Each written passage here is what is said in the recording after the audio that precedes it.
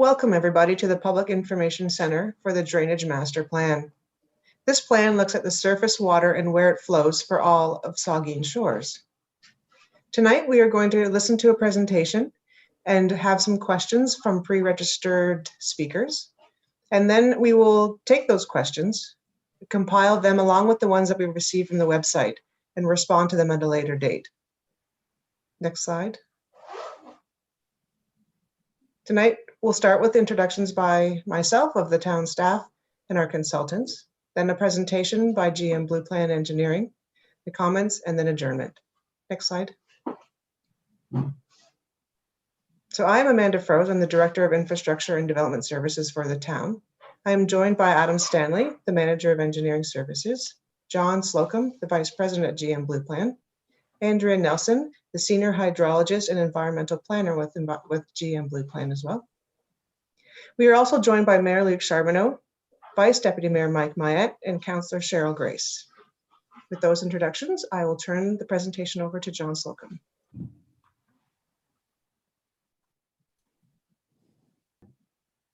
Welcome to the Town of Saugeen Shores Master Drainage Plan virtual. We've been working on this drainage plan for several months now and have consolidated some of the information in a preliminary report.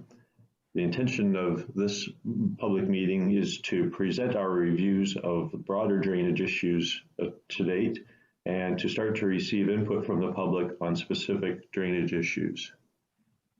Should we skip to the next slide?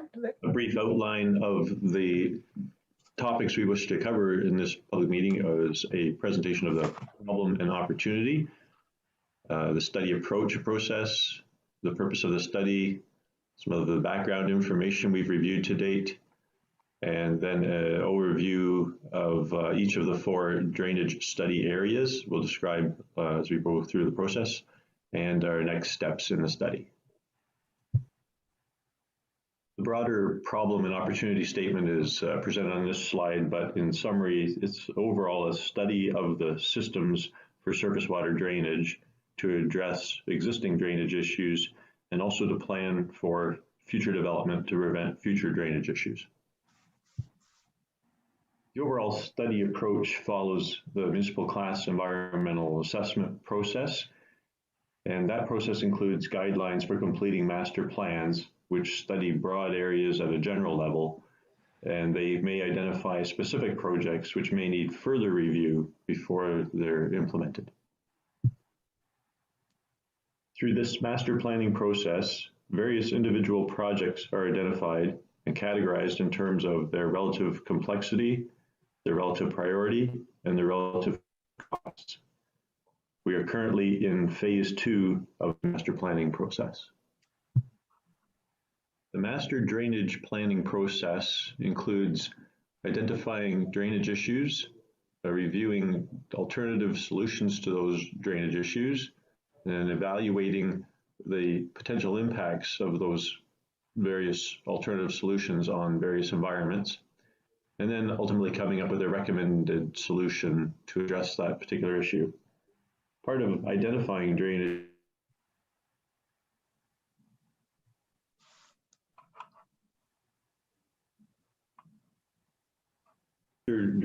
planning process, the overall study area includes all of Saugeen Shores, and we have broken down the overall study area into 4 sub-study areas, including Southampton north of the river, Southampton south of the river, Port Elgin, and the rural areas. The study area of Southampton north of the river drainage plan was completed in 1996. That plan identified 3 separate subcatchment areas for municipal storm sewer systems, plus some more free draining lands to the Saugeen River and to Lake Huron.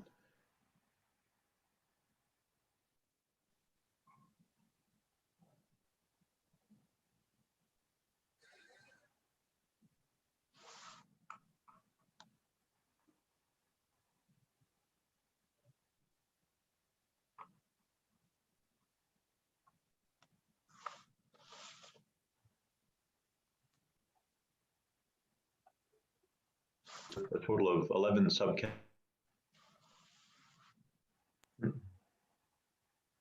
catchment lake.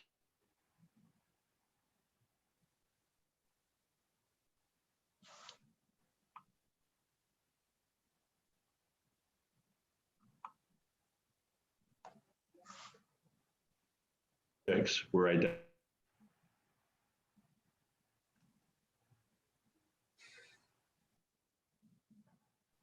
The locations of these recommended projects. Also within the Southampton study area south of the river, various projects have been identified in 5 other catchment areas, some of which are medium priority projects, which may have a 5 to 10 year implementation schedule, and some of which would be low priority projects, which may have a greater than 10-year implementation schedule. Switching to the Port Elgin drainage area, 14 subcatchments have been identified, 12 of which drain to Lake Huron. 10 of those outlets have been previously planned as part of development projects or other stormwater management studies.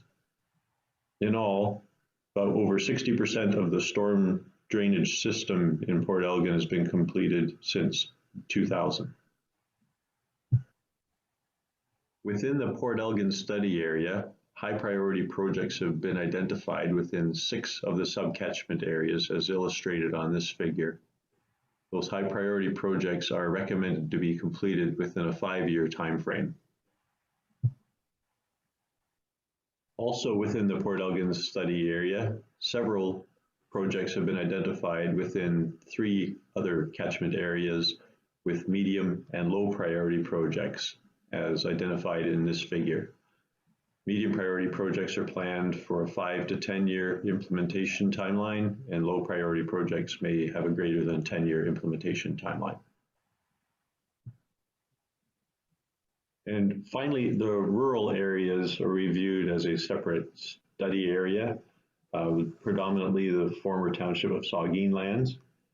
These lands are primarily drained by systems of roadside ditches and culverts to natural watercourses. Several agricultural properties in the area are drained with drainage tiles, and some municipal drains exist to help drain these agricultural lands. Within these rural areas, only a few medium and low priority capital projects are identified for implementation within the 5 to 10 year time frame. And as usual, regular maintenance should continue to be carried out. The next steps in the master planning process include receiving comments from the public and stakeholder groups until January 8th. We're hoping to have most of the comments received by that time, at which point we'll carry on to update the master drainage plan, our documentation surrounding the study. Be an advertisement for the notice of project completion, which we expect to have about February or March timeframe, so there'll still be a little more time for additional comments to be received. The master plan will be finalized. Council would endorse the plan overall, and individual projects would proceed to implementation subject to budget reviews. As mentioned, public feedback into the process is an important part of the process. We hope to have comments received by January 8th, and comments may be submitted by email or online. Thank you for your time. And thanks, John. Tracy, if we go, yep, perfect, next slide. So folks, sorry for the technical difficulties there. I guess we had maybe some internet troubles streaming the video. So this slide here represents where you can find the information on the town's website. If you go to saugeenshores.ca, you can click on the town hall and find the reports, plans, and studies page.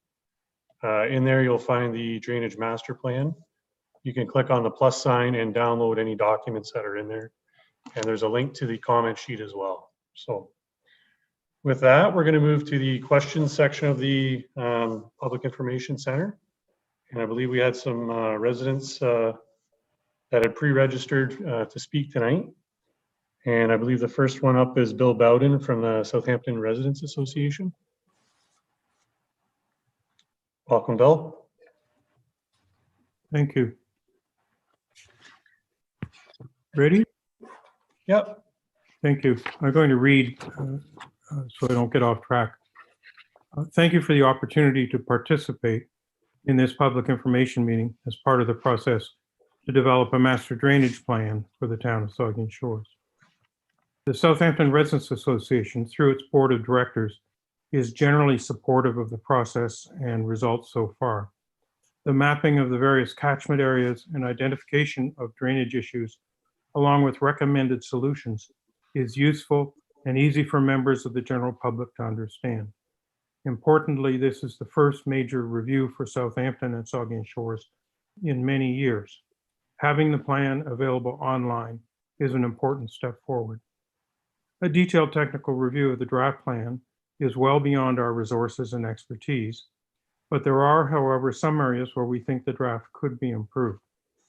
Number one, Section 5 of the plan provides a clear outline of the various federal, provincial, county, and conservation authority policies that apply to surface water drainage.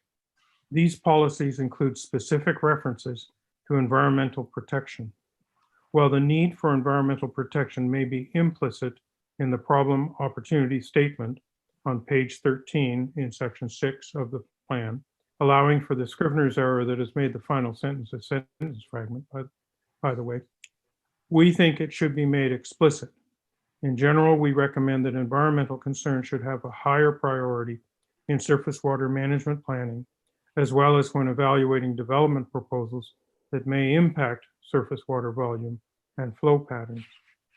Two, related to one above, we are concerned that surface water management planning should address the environmental hazards of continued unrestrained release of stormwater directly into the Saugeen River and onto Southampton's beach, especially as we face more frequent heavy rainfall events, increased development, and installation of agricultural drainage tiles that impact surface water runoff in certain areas.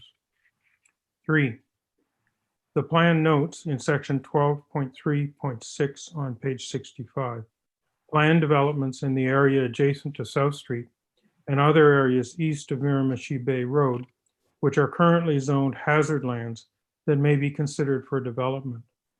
We are very concerned about plans to develop what has become known as the Woodlands area, both north and south of South Street. We believe these areas act to slow surface water runoff into Lake Huron. In our view, development of these areas is inconsistent with stormwater management best practices, and for additional environmental reasons, they should be protected permanently. I'll be submitting a copy of these comments to the project team, noting the January 8th deadline for doing so. Thanks very much for giving me this opportunity. Thanks, Bill. John, Andrea, any comments from you or? I can't really make any specific comments on the three topics that were discussed at this point. I certainly welcome them and quite happy to take them into consideration. If we can receive them in writing, as you suggested, that would be very, very helpful. Some of the policy things are certainly a little more in depth than can be covered in a public information center like this. It needs a little bit of digging into, I would think. But ultimately, we will certainly receive your comments and look into them and make sure we address them as we can.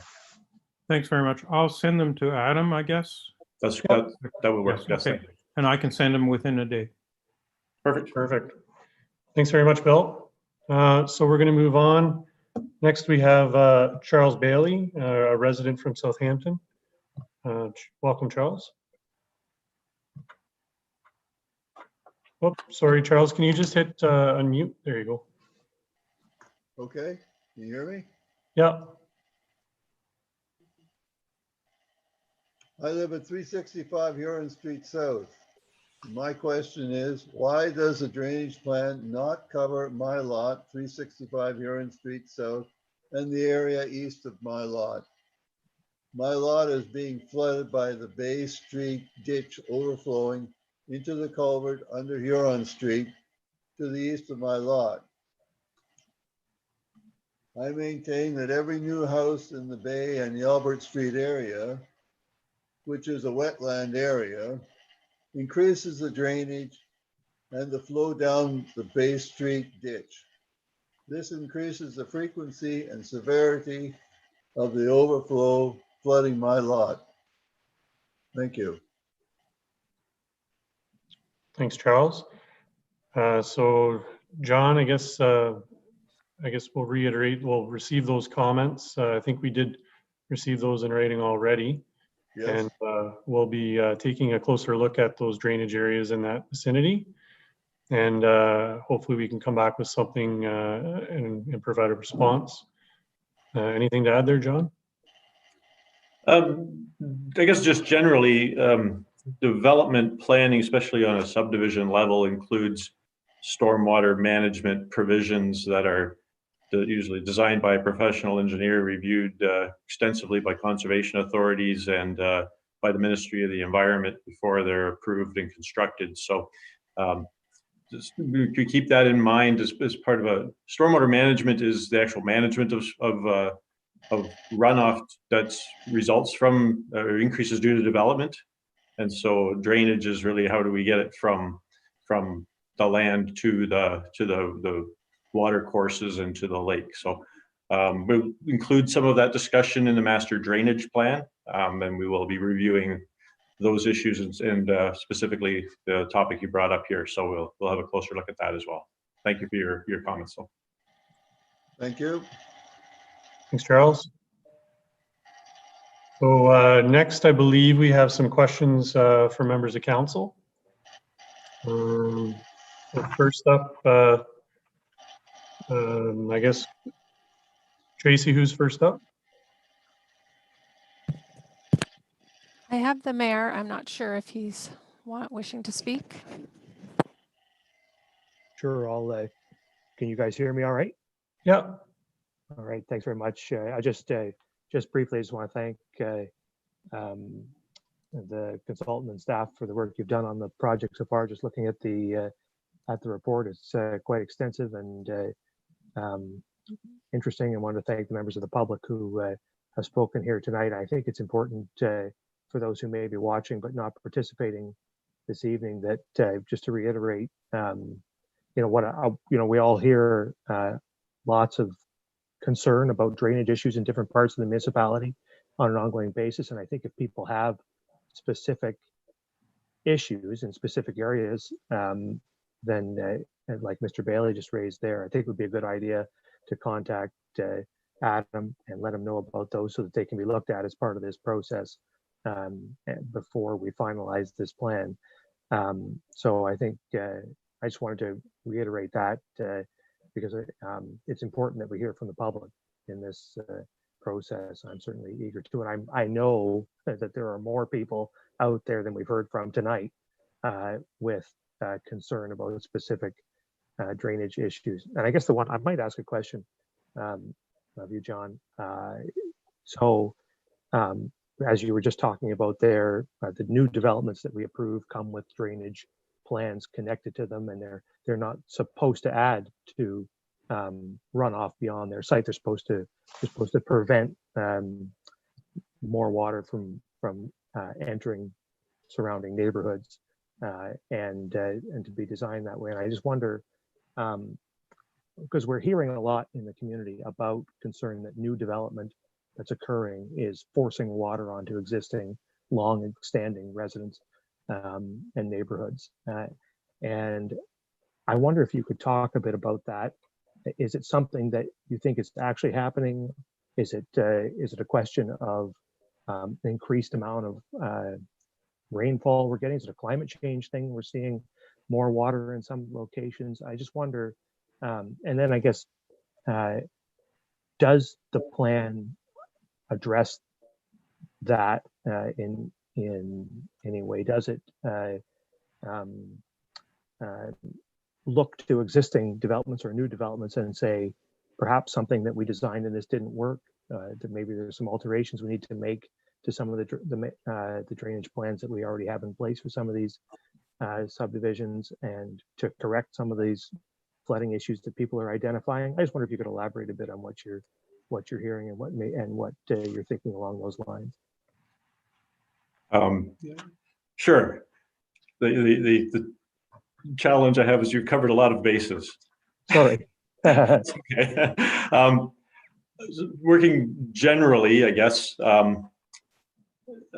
you're right. Like land development is a complicated issue, of course. So anytime you have a piece of land, the idea is that a developer wants to create buildable areas in an urban environment. So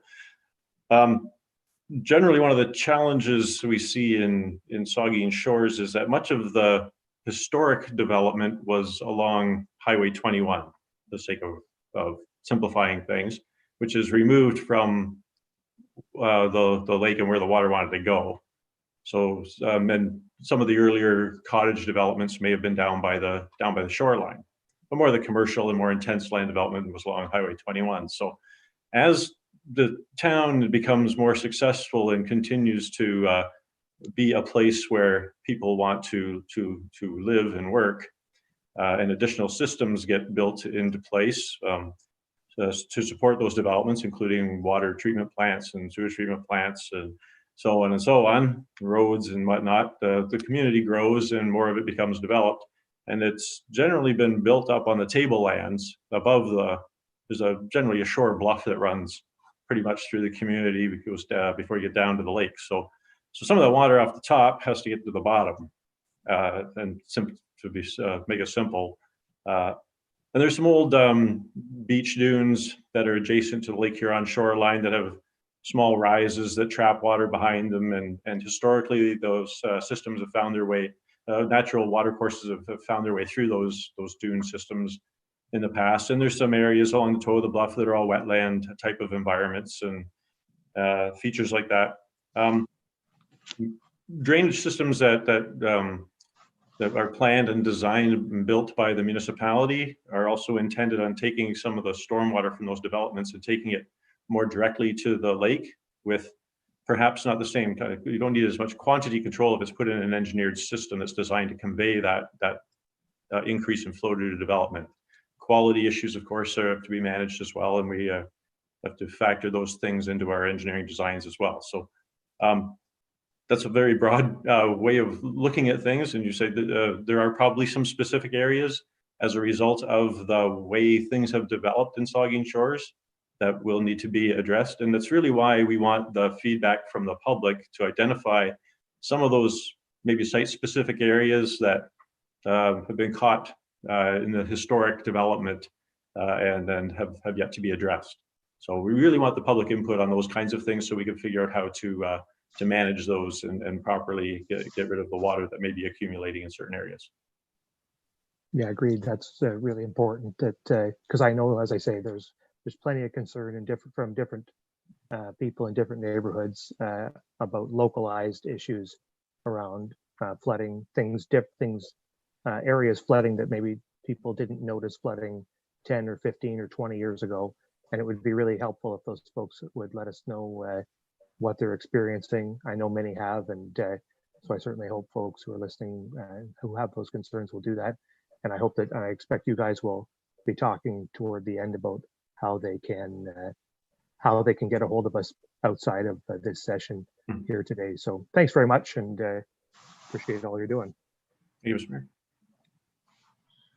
Thank you, Mr. Mayor.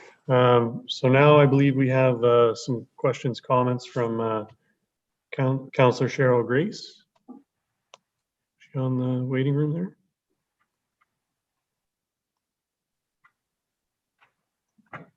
There she is. Okay. Thank you, everybody. This was a really fascinating report. And I want to thank you for all of your work and for our staff and also our consultants.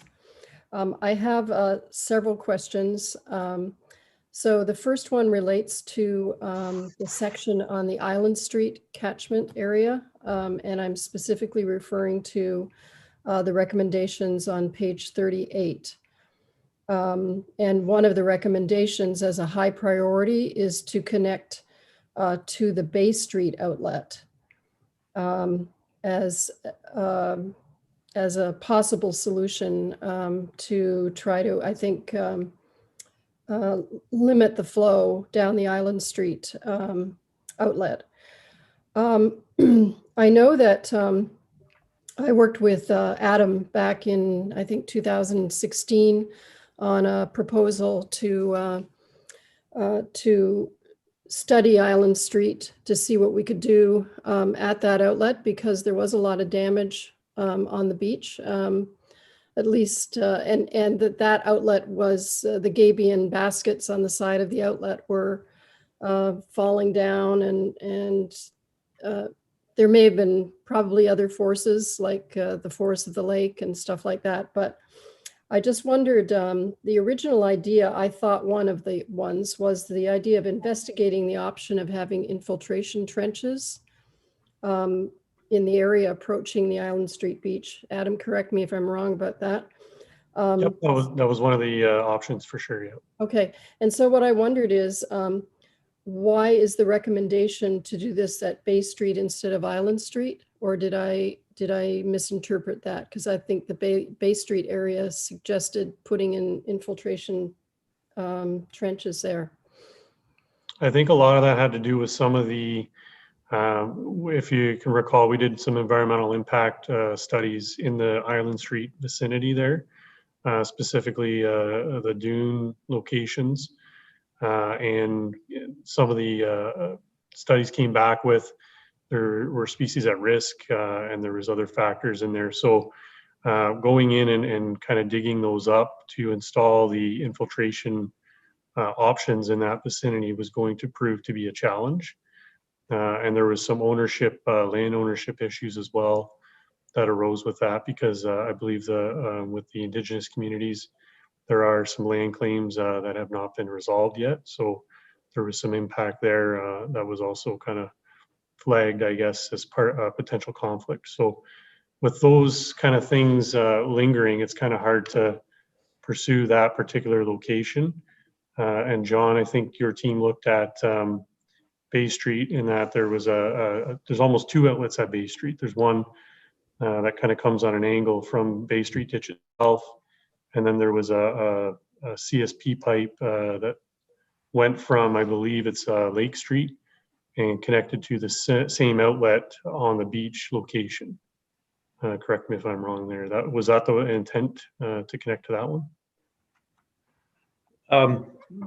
I gotta say yes, but I don't have all the details in my head at this point in time. But I guess part of the answer to the question too may be that there are some challenges with the dynamic beach outlets where, particularly with the high water levels we're seeing in Lake Huron, the wave action is pushing the sand in further and up a little higher. So they tend to, that action tends to block some of the natural flow, or the channels that the outlets have carved over a period of time. And so when the sand blocks those outlets, it has to back up and find a new route through. And we're seeing this in a number of different places along the shore there. So the Bay Street outlet may actually even be like a pressure release valve, if you will. And there's another way of looking at it, but a way of concentrating flow more in one spot so we get enough pressure to push a channel through when necessary. So I do recall, I wasn't directly involved in the Island Street study that you were speaking of earlier. I'm familiar with it. But I do recall that was one of the big challenges that Island Street was. There's a fairly significant dune feature there that was filling in the outlet channel on a regular basis. Yeah. Thank you. That was actually going to be one of my next questions, was about that fish habitat issue. And because I think that was one of the main impediments of doing any further investigation right now. And I do remember talking to Dave Burnside when we started this inquiry back in 2015. And at that point, he suggested doing an outlet at Bay Street and diverting somehow, whatever the technical term is, using the Bay Street outlet as a way of dealing with this. But just as a follow-up, on page 39, under the Bay Street recommendations, there's a further reference, and And maybe I'm interpreting one of the quotations says creative solutions to increasing the capacity of the outlet with low impact on the Chantry Dune system may be required. So when I think of that dune system, it does go between Bay Street and Island Street, and actually north of Island Street. And that's still intended to refer to a possible Bay Street outlet. Am I correct? I just go with yes, I guess.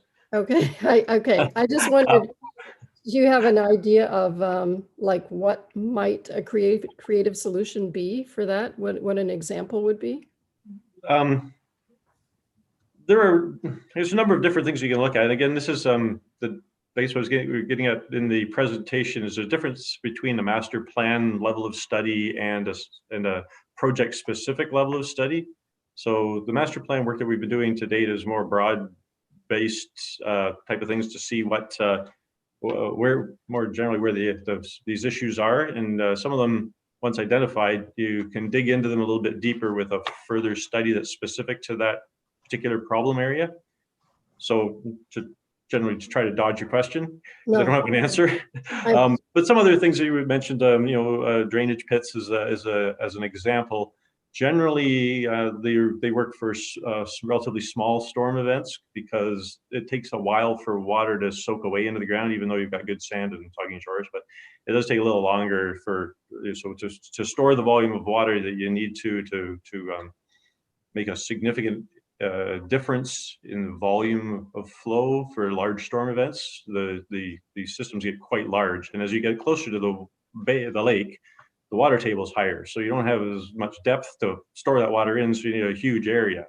So that's where there's some challenges, we'll say, with those things using infiltration pits for large scale storm events.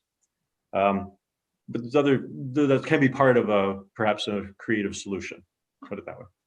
Thank you. I just have one more comment, I guess. I would like to see, or like your comment about possible recommendations for using, as well as the more conventional solutions and recommendations that you have, but just what the use would be to our drainage issues in terms of encouraging more use of permeable surfaces. I know they're more expensive, but permeable asphalt, maybe preservation of treed areas, as has already been expressed, I know, by numerous people. Is that something that you think you could come forward with more? Is that outside your purview? Yeah, as you say, permeable pavements, infiltration systems. We do a fair bit of work in Saugeen Shores where we use perforated storm sewer systems in the tablelands above the bluff to collect water is collected off the, say, a road system in a development, brought into a storm sewer underground, and storm sewer is perforated in a stone trench, and that provides storage and infiltration. So less water is leaving the development than there would be we just use a conventional system. Again, part of a creative solution, if you will. Retention of forested areas is kind of, as a policy thing, I guess, is more directed more toward the planning end of things. The town's official plan, how does the town see themselves developing? What lands does the town consider to be targeted for development and whatnot? And so that comes through your official plan, through the planning aspect of things. And so that's where, if we're looking at lands that are potentially developable within the town, it's sort of in concert with the town's overall official plan. Thank you. Those are my questions. Thank you. Thank you very much. So I believe we have one more councillor, Vice Deputy Mayor Mike Myatt. Yep, thanks very much. And a lot of work's gone into this report, and I think members of the public generally are very, very pleased this is happening. there's some specific areas in Saugeen Shores that certainly have a whole lot more water, it seems to be, with ponding late, the last 4, 5, 6 years since developments happened up on top of the tablelands and down below. And so there are some significant concerns. I would just want to talk to you a little bit about Cutter Road and Hilly Lane. But before I get to that, Amanda, I'm just wondering, with these outlets to Lake Huron, I mean, we're going to do a really, really good job on County Road 25 with the design of the outlet there. And I don't know how much this plan goes into that sort of thing, maybe none. But the design of the outlets, is it addressed in this report at all, of what those outlet designs will ultimately look like, Amanda? Or is that a whole other conversation for another day? That is a conversation for another day, Vice Deputy Mayor. This is the overall master plan that's going to identify those problem areas, and then we'll take those through the detailed design process. That's right. I thought so, but I just wanted to verify that. The people down on and get into a specific area, and I've got a 3-page summary here. I'm going to send into you, John. It's very good comments from people on Cutter Road and north of Fenton Drive, and the residents down there, they say it's never been this bad. The common remark is that over the last 35 years, they've lived there. It's never been as swampy as this before. They've seen tremendous change. These people have been there a lot of decades, but they've seen tremendous change with water flowing in ditches and standing water by down just in Cutter Road, south of 10th Concession. So, but there was one comment I wanted to read to you, and I'm glad you probably are hearing some of these things anyways, but I'll send this in to you. But the residents on Cutter Road and Hilly Lane, they say they're experiencing very heavy sump pump flow rates even after the recent drainage improvements. I just want to read this to you. As an example, the following data is provided from 6 Cutter Road, where the owner has installed smart sump monitoring. Historically, the sump in his house would go dry in the winter and midsummer. And this is over the last 3 decades, with flows mainly during, spring melt, fall periods. But generally, it doesn't run that often. But for the past few years, sump now operates year-round. Sump is regularly pumping 500 to 1,000 gallons per day. The peak flows in March were greater than 5,000 gallons per day, and the highest pump out day is 16,000 gallons per day. And they've seen huge changes down there. And they attribute it to the developers up top and below maybe aren't doing the kind of job they needed to be doing over the last 5, 10 years, 15 years. You're the engineer, not me, but they've seen significant changes in water. And I just I'm not going to read the reports too long. I'll send it in to you, but the key points are this. The draft report, and I'd like to hear a couple comments on these actually. The draft report does not take the current status of engineered flow into Area 18 into account. Can you comment on that comment? I'll read it again. The draft report does not take the current status of engineered flow into the Area 18 into account. Can you comment on that so I understand it better? Only when I find out where Area 18 is. It's study area 3, page 14, I think, and study area 3, south of 10th Concession, Cutter Road. I'm looking at my map book here. That's why I'm flipping through here. This might be one of those instances, Vice Deputy Mayor, just like the gentleman from Huron Street, where if it's an area that someone thinks a piece of the drainage master plan doesn't take into account properly, that we'll go back and look at that area more specifically and figure that We'll leave it out. at that. There's a couple other points. The natural flow drainage from Area 18 spilling into Area 17 is allowing water to find its own way into the lake, resulting in waterlogged land. So, and then it talks about the report proposes local fixes, which does not address the root cause. I think what they're saying, John, is that, I think what they're trying to find out is the root cause of that problem. These people down here 35 years, and in the last 5, 6, 7 years, they've seen a tremendous change. with water and there's some pumps and something's changed. So I guess this is the purpose, right? One of the main purposes of this plan study, the drainage plan, is to zero in on some of those specific areas and address them. Is that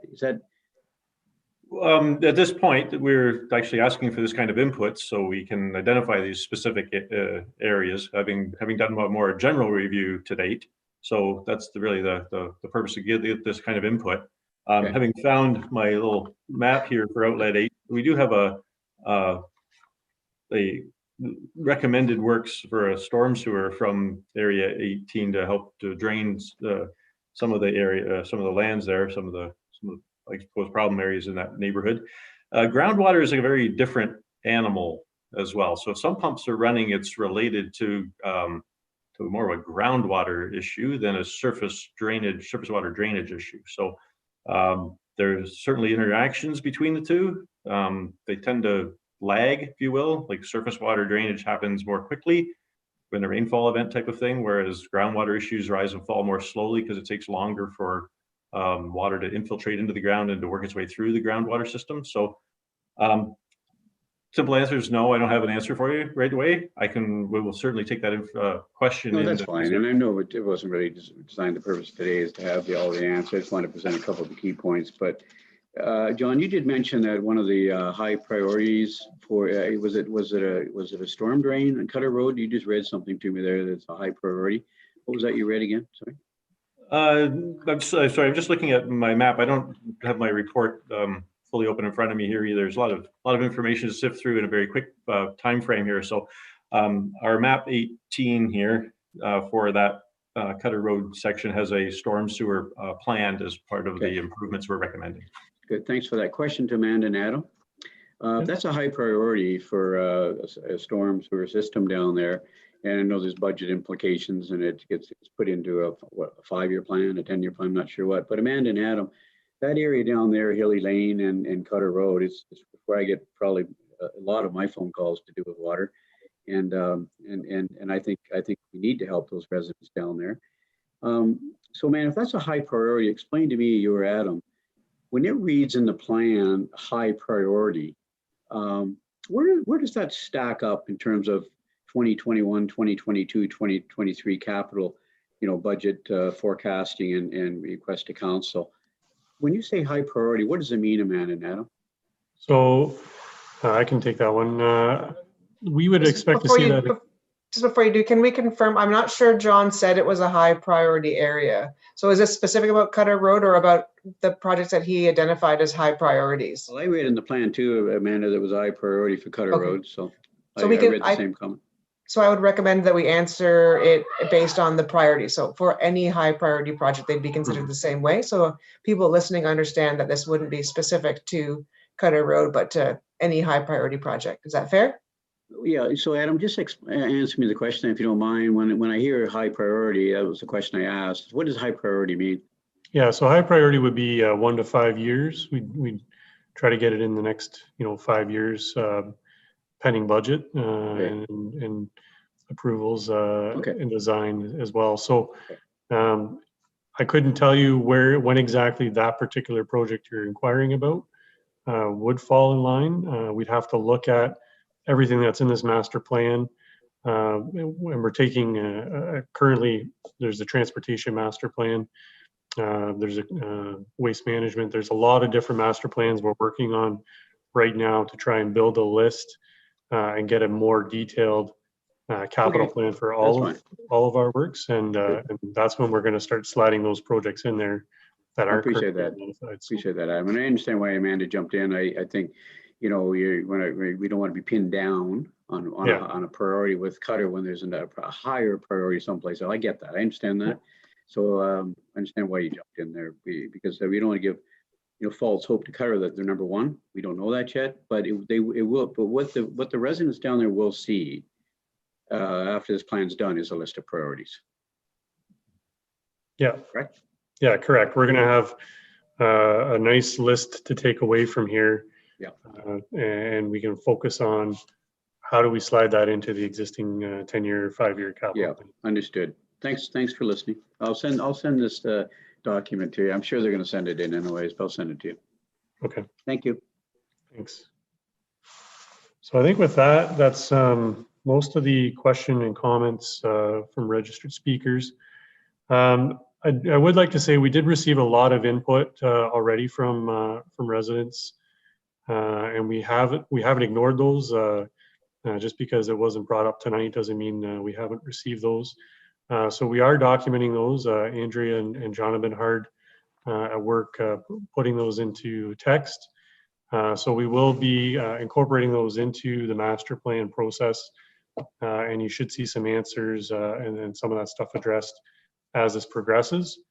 Tonight, we're going to take the recording of this PIC and we're going to post a link on the town's website. So people, if you missed it, or you know somebody was interested but couldn't watch it live tonight, they can watch it live later.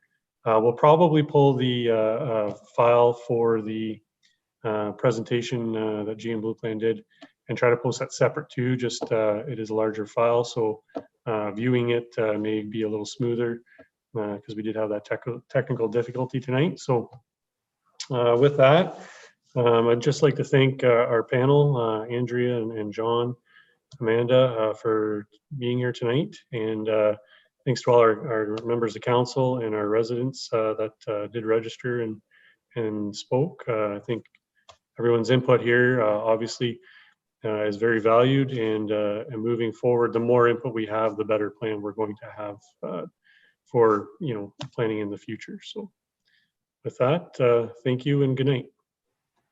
Thank you. And as we go, don't forget the website is saugeenshores.ca. Click on Town Hall, then Reports and Studies, and you will see this page here with the Drainage Master Plan. And on it is our comment sheet for printing and a comment sheet online. So thanks again, and thank you, Adam.